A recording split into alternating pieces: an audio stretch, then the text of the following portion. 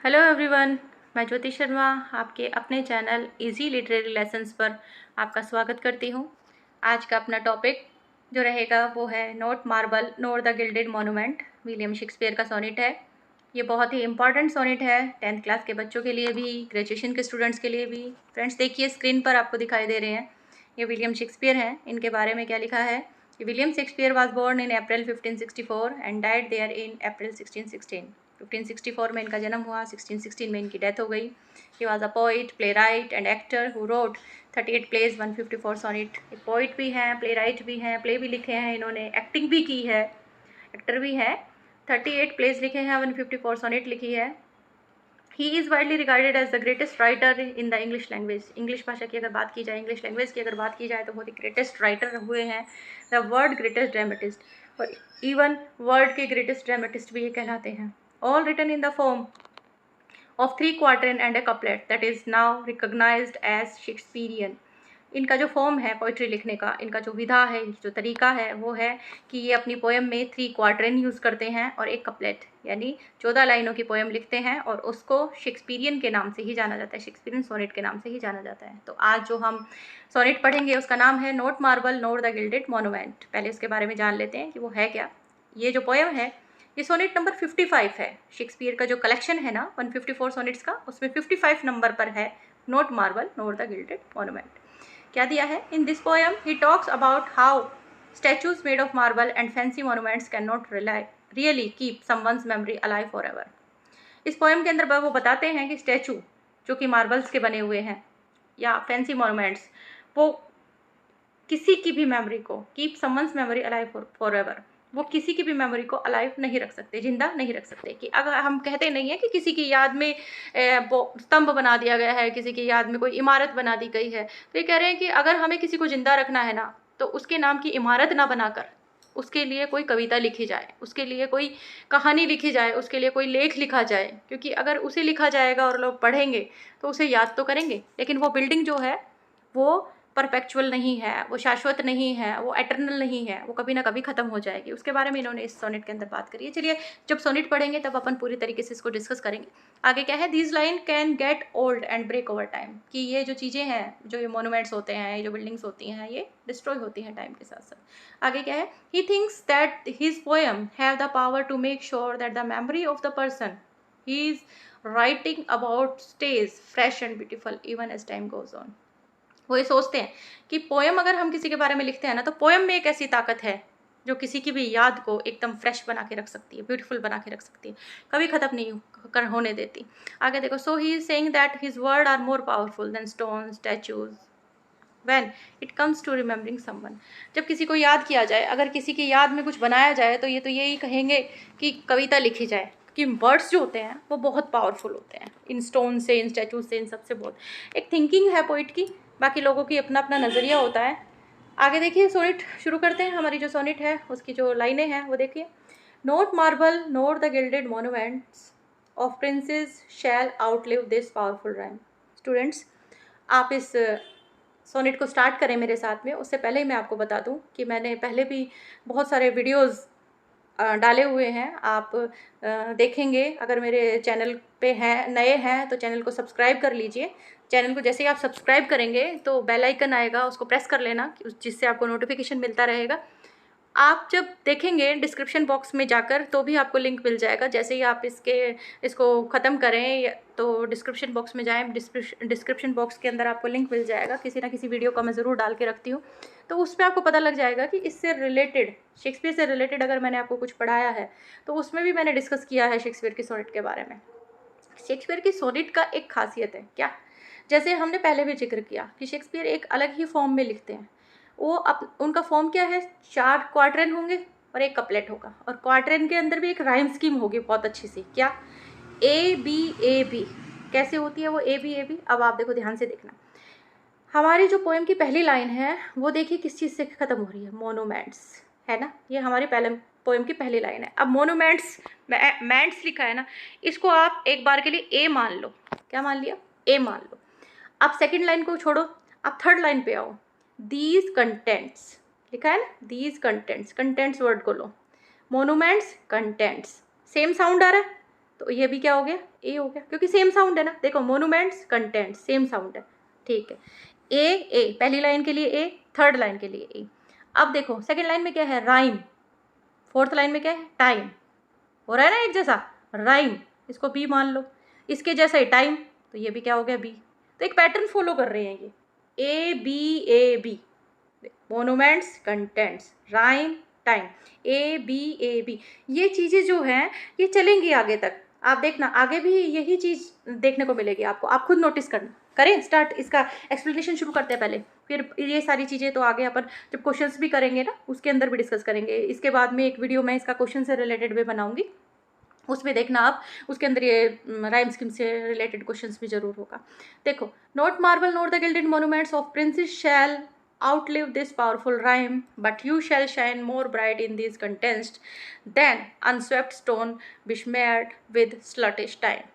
ये आपने सोचा होगा कि एक साथ ही चारों लाइन कैसे पढ़ दी भाई, शेक्सपियर की सोनेट है, मैंने बताया कि 4 क्वार्टरन होते हैं, एक लाइन दूसरी पे, दूसरी मतलब एक लाइन फर्स्ट लाइन जो है तीसरी के ऊपर राइम कर रही है, तो चारों अपने को पढ़नी पड़ेंगी तभी उसका सेंस निकल कर बाहर आएगा। क्या कह रहा है, नोट मार्बल, ना तो मार्बल, मार्बल का पत्थर तो जानते ही हो, घर घर में लगा है आजकल। Note marble not the gilded monument, gilded भाई गोल्ड से सना हुआ जो होता है, यानी जिसके ऊपर गोल्ड की कवरिंग कर देते हैं, समझ रहे हो। Note marble not the gilded monument, कि ना तो मार्बल और ना ही सोने के बने हुए कोई मोनूमेंट्स किसी भी तरीके के, जब मेडल मुडल होते हैं, ट्रॉफी वगैरह होती है सोने की, समझ लो कुछ भी। तो not marble not the gilded monuments of princes shall outlive this powerful rhyme, कि अगर किसी राजकुमार ने, ऑफ प्रिंसेस, किसी राजकुमार ने अगर कोई मार्बल का कोई महल बनवा दिया, जैसे आप एग्जांपल ले लो ना, शाहजहां ने ताजमहल बनवा दिया, है ना। शाहजहां ने जो ताजमहल बनवाया ना, हमारा शेक्सपियर तो क्या कह रहा है भाई, वो भी हमारा नहीं है, हम क्या ज़्यादा पावरफुल है, राइम पावरफुल है, मतलब जो कविता उसने लिखी है ना वो पावरफुल है। ये जो मार्बल है, ये जो सोना है, ये भी ख़त्म हो जाता है समय के साथ में, लेकिन उसकी पोएम जो है वो ख़त्म नहीं होती। But you shall shine more bright, अब देखो बट यू, अब जो ये यू शब्द आया है ना, यहाँ सारी चीज़ें क्लियर हो जाएंगी कि ये सोनेट किसके बारे में लिखी। मैंने आपको पिछले वीडियो में, जो मैंने पहले जो वीडियो पढ़ाया है, मैं इसीलिए आपको बार बार कह रही हूँ कि आप मेरे चैनल पर अगर नए आए हैं तो आप चैनल को सब्सक्राइब कर लो, ताकि आपको पोइट्री से रिलेटेड कभी भी कोई समस्या नहीं आएगी। जिस भी पोइट के बारे में मैं आपको पढ़ाऊंगी, जिस भी राइटर के बारे में मैं आपको पढ़ाऊंगी ना, उस राइटर की क्या लिखने की स्टाइल है वो भी मैं आपको डिस्कस करूंगी, ताकि आपको आगे तक के लिए कोई समस्या नहीं आए। अगर आप फर्स्ट क्लास के स्टूडेंट हैं तो भी, सेकंड के हैं तो भी, फर्स्ट क्लास से लेके ग्रेजुएशन तक के बच्चों के लिए है ये वीडियोस जो भी मैं डाल रही हूँ। फर्स्ट से लेके ग्रेजुएशन तक के बच्चे ये अभी से ये चीज़ों को सीख जाएंगे, आगे हो सकता है आप लोग भी अपनी लाइफ में टीचर बने तो आपके काम आएंगे अपने बच्चों को समझाने के लिए। चलो ये बातें तो अपन बाद में करते रहेंगे, अपनी सोनेट के ऊपर आते हैं कि not marble not the gilded monument of princes shall outlive this powerful rhyme, but you shall shine more bright in these contents. हम तीसरी लाइन की बात कर रहे थे, यू पे अटक गए थे, यू पे अटके थे ना, ये यू क्या है भाई, ये जो सोनेट है ना, इस सोनेट को भी उसने अपने फ्रेंड को ही डेडिकेट किया है। वो फ्रेंड यहाँ पे हम एज्यूम कर सकते हैं कि कोई सैनिक हो सकता है, समझ रहे हो, कोई भी हो सकता है, एक्स वाई जेड। WH के बारे में वैसे ज़्यादातर सुना है हमने कि वो WH नाम का कोई इसका फ्रेंड था जिसके बारे में शेक्सपियर लिखा करता था। बट यू शैल शाइन, लेकिन मेरे दोस्त तुम हमेशा शाइन करोगे, तुम हमेशा चमकोगे। किस चीज़ में चमकोगे, तुम हमेशा चमकोगे मेरी कविताओं में। Shine more bright in these contents का मतलब यहाँ पोइट्री से, पोएम की लाइनों से है contents. Than unswept stone besmeared with sluttish time, जबकि ये जो स्टोन वगैरह है ना, ये जो पत्थर है, ये सारे समय के साथ साथ धीरे धीरे क्या होते चले जाएंगे, ये धीरे धीरे धुंधले होते चले जाएंगे, है ना। ये जो मतलब जैसे जैसे धूल इनके ऊपर जमेगी वैसे वैसे ये धुंधले होते चले जाएंगे। और ये मेरी जो राइम है ये हमेशा तुम्हें जीवित रखेगी, हमेशा तुम्हें चमकीला बना के रखेगी, यानी लोगों को तुम हमेशा नजर आओगे मेरी पोएम के अंदर। When wasteful war shall statue overturn and broils root out the work of masonry. आगे देखिए, nor Mars his sword nor war's quick fire shall burn the living record of your memory. अब देखो एक line दूसरी पे, दूसरी तीसरी पे, तीसरी चौथी पे, इस तरीके से एक दूसरे पे डिपेंड है, इसलिए हमें चारों लाइनों को एक साथ देखना पड़ता है। When wasteful war shall statue overturn, जब ये जो लड़ाई दंगे होते हैं, अब किसी ने स्टैचू तो बनवा दिए, बहुत बड़ी बड़ी इमारतें भी बनवा दी, लेकिन लड़ाई दंगे ये जो होती हैं, इन सब चीज़ों से क्या होता है, इन सब चीज़ों से स्टैचू वगैरह सब कुछ खत्म हो जाते हैं, इमारतें वगैरह ढह जाती है, बहुत नुकसान हो जाता है ना। नोर मार्स हिज स्वॉर्ड, कि ना तो कोई युद्ध होगा तो तुम्हारा कुछ बिगड़ेगा, युद्ध हो जाए कितना भी, लेकिन तुम मेरी पोएट्री के अंदर हमेशा जीवित रहोगे, मेरी पोएम के अंदर हमेशा जीवित रहोगे। जबकि ये जो बिल्डिंग्स वगैरह बनी हुई है, ये बिल्डिंग्स सब ढह जाएंगी, ये जो स्टैचूज़ वगैरह बने हुए हैं ये सब खत्म हो जाएंगे, लेकिन तुम नहीं होगे। नोर मार्स, मार्स है बेटे, देखो यहाँ जो मार्स है ना, ये मार्स क्या है, ये युद्ध का देवता है। जो इंग्लैंड का ट्रेडिशन समझ लो, वहाँ का कल्चर समझ लो, मार्स को युद्ध का देवता माना गया है यहाँ पे। ये कह रहा है कि अगर युद्ध का देवता भी खुद आकर सब कुछ तहस नहस कर दे तो भी तुम्हें नहीं मार पाएगा। मार्स हिज स्वॉर्ड, वो अपनी तलवार से अगर वार कर दे, मतलब अपनी तलवार से अगर युद्ध छेड़ दे, सब कुछ जल जाए, सब कुछ खत्म हो जाए, तो भी the living record of your memory, लेकिन तुम्हारा जो रिकॉर्ड है ना, जो तुम्हारी जो यादें हैं वो जिंदा ही रहेंगी, लिविंग ही रहेंगी, वो ख़त्म नहीं होंगी। तो ये जो उसने क्या कहा है, इसके अंदर हमें क्या समझ में आया, इसके अंदर हमें ये समझ में आया कि जो उसने पोएम के अंदर लिख दिया वो भाई अमर है, वो चीज़ ख़त्म नहीं होगी। आगे देखिए क्या है, Giant's death and all obvious enmity shall you pace forth, your praise shall still find room, even in the eyes of all prosperity that wear this world out to the ending doom. Giant death, देखिए death को एक तरीके से क्या बताया है इन्होंने, death के लिए कहा है कि भाई जाइंट अगेंस्ट वर्ड से भी हो सकता है, जाइंट को आप दैत्य भी मान लो, असुर जो होता है उस तरीके से भी मान लो। अब शेक्सपियर ने इसको किस सेंस में हमारे सामने रखा है, वो तो यही आ रहा है कि भाई दैत्य, कि भाई दैत्य क्यों है, मृत्यु, मृत्यु से कोई नहीं बच पाया, मृत्यु से कोई भी नहीं बच पाया, मृत्यु से कोई दुश्मनी मोल लेना ही नहीं चाहता। यानी मृत्यु एक परपेचुअल सत्य है, जिसने जीवन लिया है वो मरेगा जरूर। लेकिन ये क्या कह रहा है, ये कह रहा है कि मृत्यु भी तुम्हारा कुछ नहीं बिगाड़ पाएगी, मृत्यु की वजह से भी तुम खत्म नहीं होगे कभी भी, तुम हमेशा shall you pace forth your praise shall still find room, कि तुम हमेशा चलते रहोगे, डेथ भी तुम्हें रोक नहीं पाएगी। अगर देखो, अगर किसी को डेथ आ जाती है, कोई अगर मर जाता है तो वो वहीं पे रुक जाता है, ठहर जाता है, मतलब वो उसमें कोई गति नहीं होती। लेकिन कह रहे कि डेथ भी तुम्हारा कुछ नहीं बिगाड़ पाएगी। शैल यू पेस फोर्थ यानी तुम आगे पीछे टहलते रहोगे, यानी तुम हमेशा चलते फिरते रहोगे, यानी तुम हमेशा जीवित रहोगे।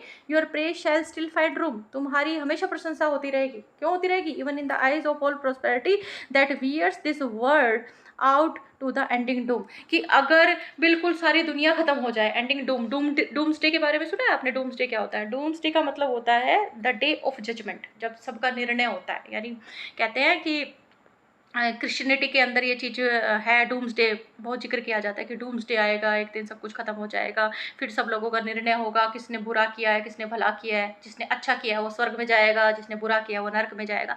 इस तरह की बातें प्रचलित है, मतलब कही जाती है, सुनी जाती है। तो ये कह रहे हैं कि जब डूम्सडे आएगा ना, जब निर्णय का दिन आएगा, सब लोगों के लिए निर्णय सुनाया जाएगा, उस दिन भी तुम्हारा कुछ नहीं बिगड़ेगा। मतलब हर इंसान को एक न एक दिन दुनिया से चले जाना है, लेकिन तुम्हारा कुछ भी नहीं बिगड़ेगा, तुम हमेशा जीवित रहोगे, तुम्हारा तो डूम्सडे भी कुछ नहीं बिगाड़ सकता। ठीक है, तो आगे की जो 2 लाइनें हैं वो क्या कह रहे हैं, so till the judgment that yourself arise you live in this and dwell in lovers eyes, कि जो चाहे जजमेंट कुछ भी हो जाए तुम्हारे लिए चाहे जो डूम्सडे वाले दिन न्याय चाहे कुछ भी हो तुम्हारे लिए, चाहे कुछ भी कहा जाए, लेकिन फिर भी तुम हमेशा जीवित रहोगे। And dwell in lovers eyes, कि हमेशा लोगों की आंखों में प्यारे ही बने रहोगे, हमेशा लोगों की आंखों में जिंदा ही रहोगे। तो ये कहने का मतलब ये है, पूरी की पूरी सोनेट पढ़कर हमको यही समझ में आया। पिछली जो हमने इसकी पूरी सोनेट पढ़ी थी शेक्सपियर की, उसके अंदर भी हमें यही चीज़ समझ में आ रही थी कि शेक्सपियर जो है ना, वो राइटिंग को लेकर, वो पोइट्री को लेकर, वो वर्क्स को लेकर, वो ये समझ लीजिए कि कविताओं को लेकर स्पेशली इस चीज़ को लेकर श्योर है कि जो लिख दिया गया मेरे द्वारा वो आने वाली सभी पीढ़ियाँ पढ़ेंगी, और जब तक पढ़ेंगी जिसके लिए मैंने लिखा है उसको याद करेंगी। तो आपने वीडियो को बहुत अच्छे से देखा, उसके लिए बहुत बहुत धन्यवाद। लास्ट तक वीडियो पे बने रहे, बहुत बहुत शुक्रिया। लेकिन ये इसी सब से काम नहीं चलेगा, आपने वीडियो देखा है, पसंद किया है तो उसे लाइक कीजिए, शेयर कीजिए, चैनल को सब्सक्राइब कीजिए। आज का वीडियो यहीं ख़त्म करते हैं। Thank you so much.